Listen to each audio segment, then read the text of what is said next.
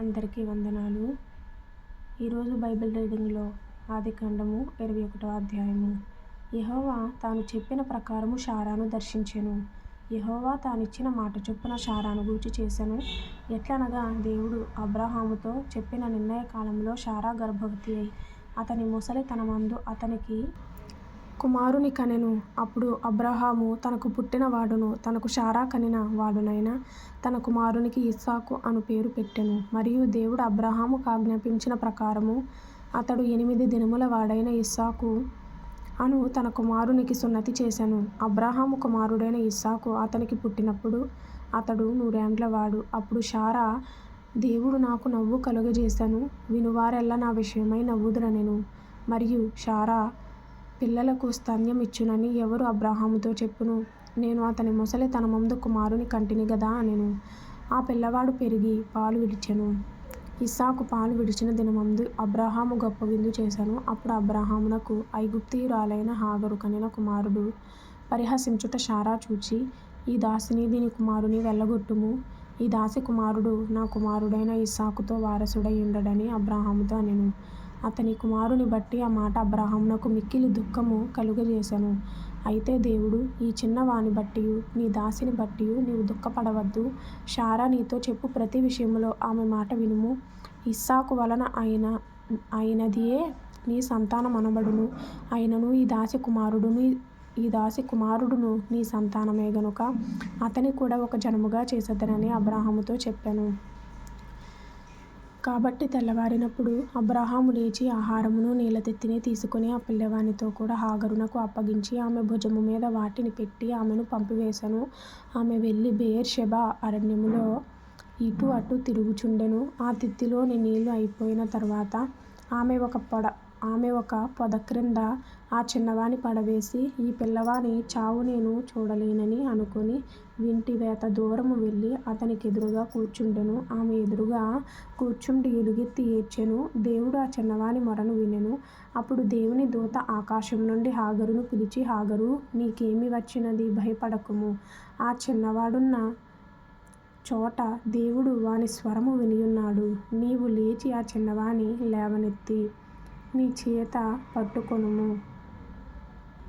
వానిని గొప్ప జనముగా చేసెదనని ఆమెతో అనెను.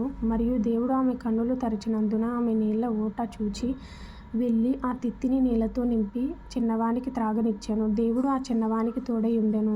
అతడు పెరిగి పెద్దవాడై ఆ అరణ్యములో కాపురముండి విలుకాడాయెను. అతడు పారాను అరణ్యములో నున్నప్పుడు అతని తల్లి ఐగుప్తు దేశము నుండి ఒక స్త్రీని తెచ్చి అతనికి పెండ్లి చేసెను. ఆ కాలమందు అబీమెలెకును అతని సేనాధిపతి అయిన ఫీకోలును అబ్రాహాముతో మాటలాడి, నీవు చేయు పనులన్నిటిలోనూ దేవుడు నీకు తోడై ఉన్నాడు గనుక నీవు నన్నైనను నా పౌత్రాదులనైనను వంచింపక, నేను నీకు చేసిన ఉపకారము చొప్పున నాకును నీవు పరదేశివై ఉన్న ఈ దేశమునకు చేసెదనని దేవుని పేరట ఇక్కడ నాతో ప్రమాణము చేయుమని చెప్పెను.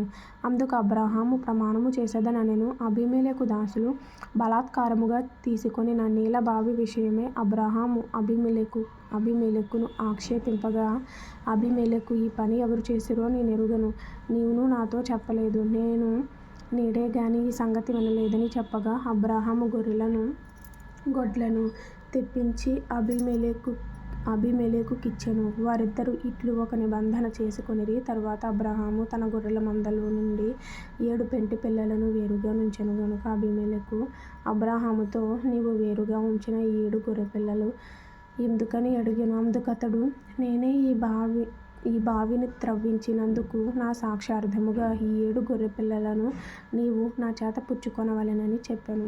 అక్కడ వారిద్దరూ అట్లు ప్రమాణము చేసుకొనినందున ఆ చోటు బెయేర్షెబా అనబడెను. బెయేర్షెబా అనగా ఫుట్నోట్లో సాక్ష్యార్థమైన బావి. బెయేర్షెబాలో వారు అలాగు ఒక నిబంధన చేసుకొనిన తరువాత అబీమెలెకు లేచి తన సేనాధిపతి అయిన ఫీకోలుతో ఫిలిష్తీయుల దేశమునకు తిరిగి వెళ్ళెను. అబ్రాహాము బెయేర్షెబాలో ఒక పిచుల వృక్షము నాటి అక్కడ నిత్య దేవుడైన యెహోవా పేరట ప్రార్థన చేసెను. అబ్రాహాము ఫిలిష్తీయుల దేశములో అనేక దినములు పరదేశిగా నుండెను.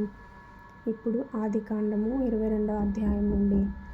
ఆ సంగతులు జరిగిన తరువాత దేవుడు అబ్రహామును పరిశోధించెను. ఎట్లనగా ఆయన అబ్రహామా అని పిలువగా అతడు చిత్తము ప్రభువా అనెను.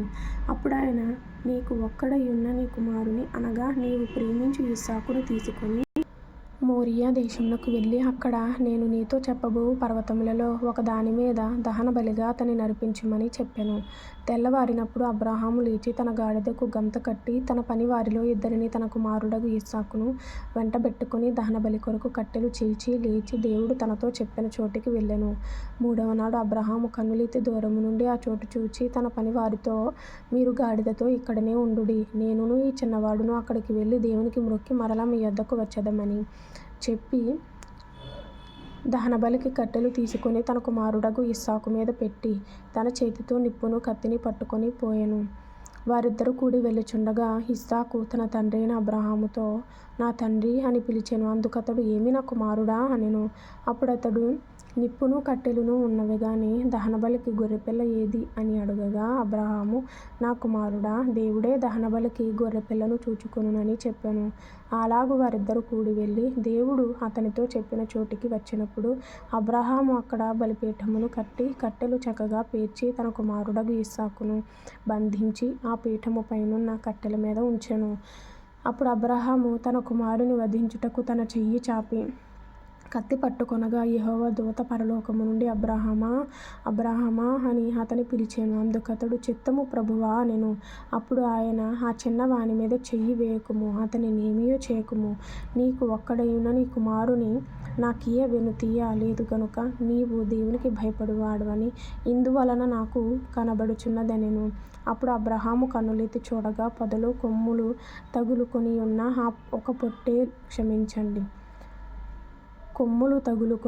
ఒక పొట్టేలు వెనుక తట్టున కనబడెను. అబ్రహాము వెళ్ళి ఆ పొట్టేలును పట్టుకొని తన కుమారునికి మారుగా పెట్టి దహనబలిగా అర్పించెను.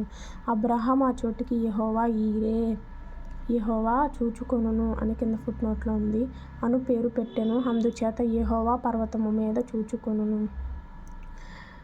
అని నేటి వరకు చెప్పబడును. యెహోవా దూత 2వ మారు పరలోకము నుండి అబ్రహామును పిలిచి ఇట్లనెను,